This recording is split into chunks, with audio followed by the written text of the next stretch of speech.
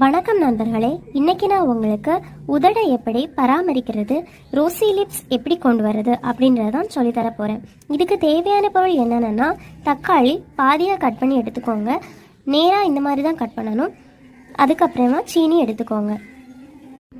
தக்காளியை சீனியில் நல்லா டிப் பண்ணி இந்த மாதிரி எடுத்துக்கோங்க. இதை உதட்டில் வச்சு நல்லா தேய்ச்சி ரப் பண்ணணும்.